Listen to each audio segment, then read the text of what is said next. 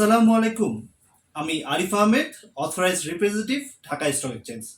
আপনাদের সকলকে আমন্ত্রণ জানাচ্ছি কাই টিভির নিয়মিত স্টক মার্কেট আপডেট ব্লগে।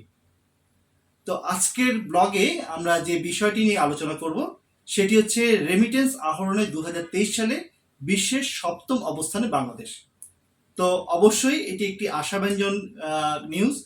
একটা আহ, একটা বড় ধরনের আশা আমরা দেখতে পারি যে যেখানে সবকিছুতে নাই নাই নাই, সেখানে যদি আমরা একটা ভালো কোনো দিকে একটা ভালো একটা অবস্থান তৈরি করতে পারি, সেটা অবশ্যই আমাদের দেশের প্রতি একটা আশা তৈরি করে।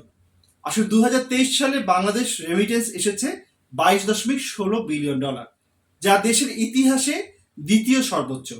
এর আগে 2021 সালে বাংলাদেশের সর্বোচ্চ রেমিটেন্স পেয়েছে, যার পরিমাণ ছিল $22.20 বিলিয়ন।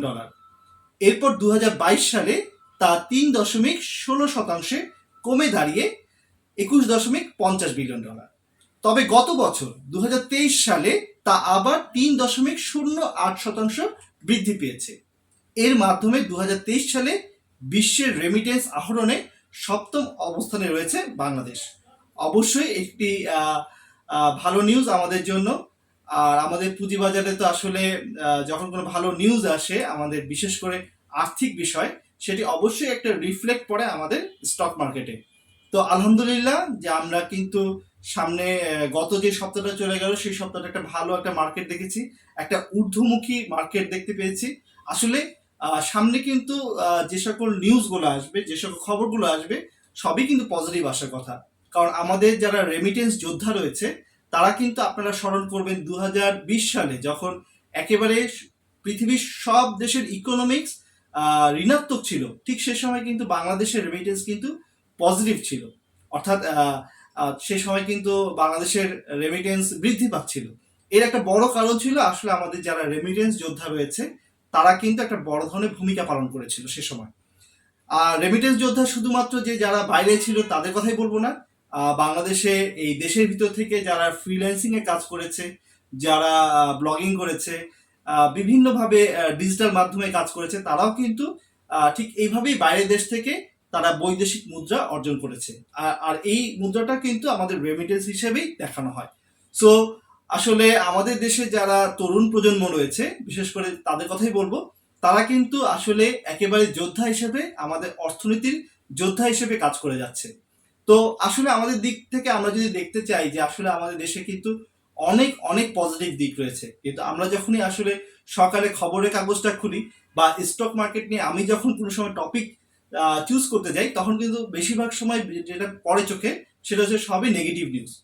তো আপনি যদি 12টা নেগেটিভ নিউজ পান, তার মধ্যে হয়তো বা একটি পেতে পারেন যে পজিটিভ নিউজ এসছে। তো তেমনই একটা পজিটিভ নিউজ নিয়ে কিন্তু আজকে আলোচনা করছি, এই রেমিটেন্স আহরণে 2023 সালে বিশ্বের সপ্তম অবস্থানে বাংলাদেশ। আর এই টাইটেলটি স্পন্সর করেছে যাযাবর নামে একটি ট্রাভেল এজেন্সি। তারা কিন্তু টিকিটিং থেকে শুরু করে একেবারে সকল ধরনের প্যাকেজ তারা সার্ভিস দিয়ে থাকে। আর তারা শুধুমাত্র বাংলাদেশ, নেপাল এবং ভারত ছাড়া পৃথিবীর বিভিন্ন দেশে, প্রায় প্রতিটি দেশেই তারা তাদের সার্ভিসটা চালু রেখেছে। তো স্ক্রিনে আপনার তাদের নাম্বারটাও পেয়ে যাবেন। অবশ্যই যোগাযোগ করবেন যাযাবরের সাথে যদি বিশ্বস্ত সূত্রে ট্রাভেল করতে চান। তো আর একেবারে একদম মূল আলোচনা আমরা ঢুকে যাব। সো আমরা চলে যাচ্ছি আমাদের ইন্ট্রোতে। ইন্ট্রোর পর কিন্তু আপনাদের সকলের সাথে আমার দেখা হচ্ছে আমার ফেসবুক পেজ কাইট টিভি অথবা আমার ইউটিউব চ্যানেলে। ধন্যবাদ, ইনশাআল্লাহ আপনাদের সবার সাথে দেখা হচ্ছে।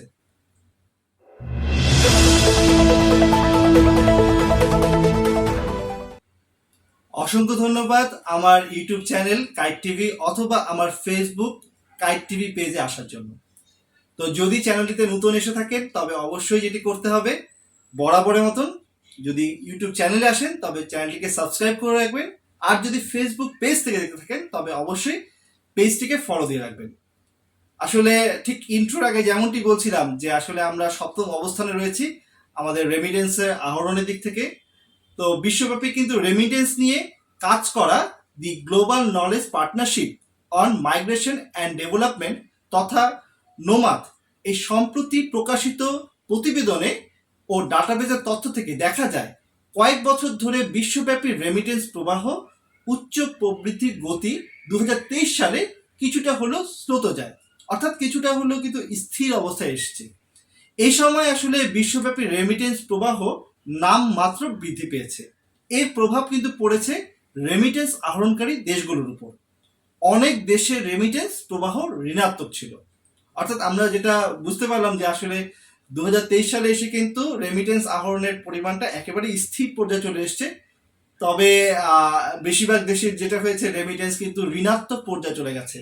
তো সেখানে কিন্তু একটা আশাব্যঞ্জক বিষয় হচ্ছে কি আমাদের দেশের রেমিটেন্স যে দিনের পর দিন বাড়ছে। প্রতিষ্ঠানটির প্রতিবেদন দেখা যায় টানা কয়েক বছর ধরে রেমিটেন্স আহরণের শীর্ষে রয়েছে ভারত। গত বছর দেশটির রেমিটেন্স এসেছে $119.52 বিলিয়ন।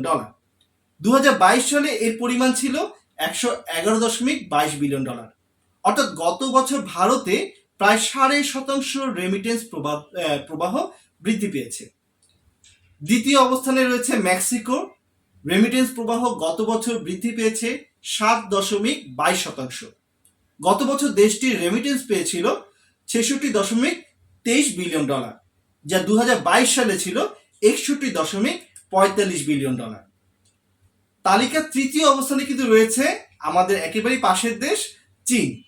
চীনের রেমিটেন্স প্রবাহ কিন্তু কয়েক বছর ধরে আসলে হ্রাস পাচ্ছে, যদিও তারা কিন্তু এবার অবস্থানে রয়েছে তৃতীয়তে।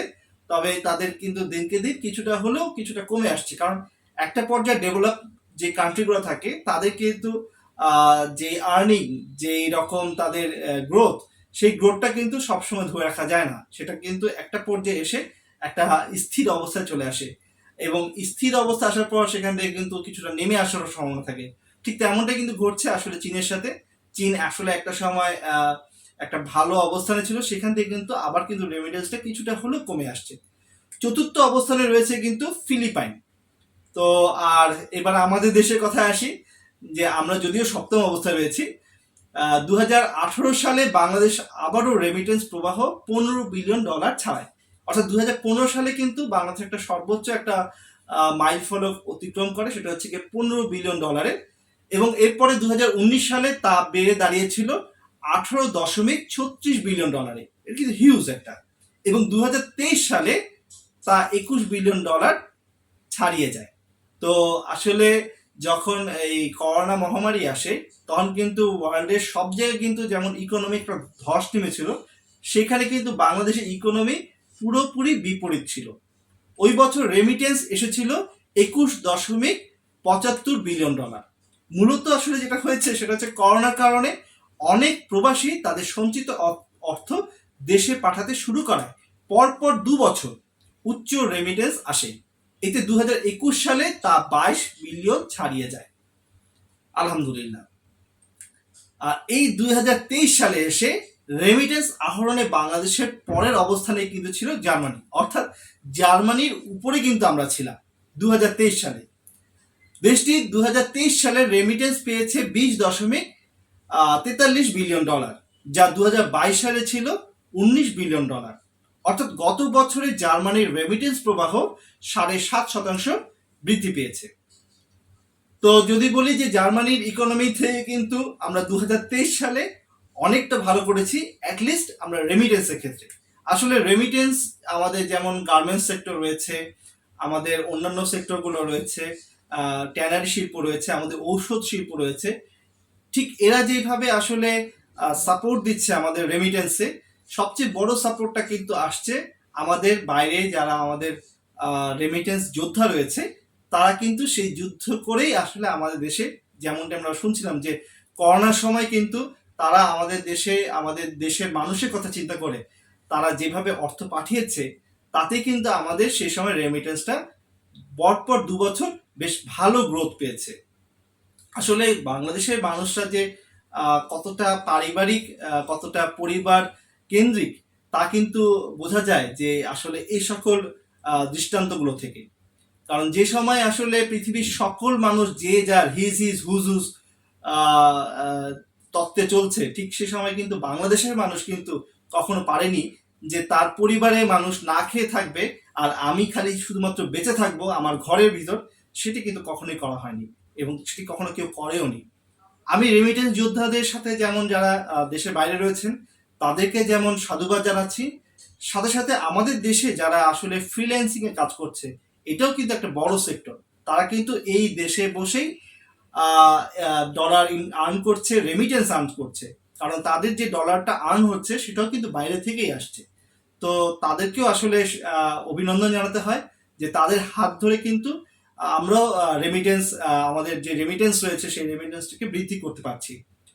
আসলে গত বছর বিশ্বব্যাপী রেমিটেন্স প্রবাহ কিন্তু মাত্র 0.18% বৃদ্ধি পেয়েছিল, অর্থাৎ খুব কম সংখ্যক এই যে বৃদ্ধির হারটা পুরো পৃথিবীতে এই রেটটা কিন্তু ছিল 0.18, অথচ 2021 সালে তা বৃদ্ধি পেয়েছে 1%-এরও বেশি, আর 2022 সালে তা বেড়েছিল 0.62%।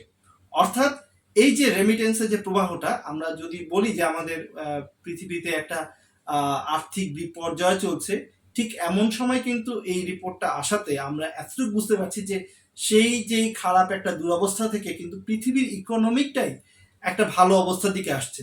তো আমরা কিন্তু আসলে আশায় বুক বাঁধতে পারি যে আমাদের বাংলাদেশের ইকোনমিটাও একটা ভালো অবস্থায় দিকে যাচ্ছে, কারণ যেহেতু আমরা সপ্তম অবস্থানে রয়েছি, আমাদের অবস্থানটা অবশ্যই একটা ভালো একটা ইন্ডিকেট করে পুরো পৃথিবীর মধ্যে।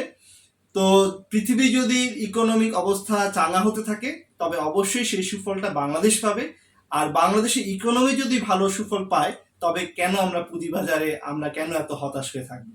ইনশাল্লাহ আমাদের পুঁজিবাজারও খুব ভালো হবে, যেহেতু আমাদের দেশে অর্থনীতি চাঙ্গা হচ্ছে, আর অর্থনীতি চাঙ্গা হওয়া মানে আমাদের পুঁজিবাজারও চাঙ্গা হবে ইনশাল্লাহ। এমন আশা, এমন প্রত্যাশা রেখেই আজকের মতন ব্লগটি এখানেই শেষ করছি।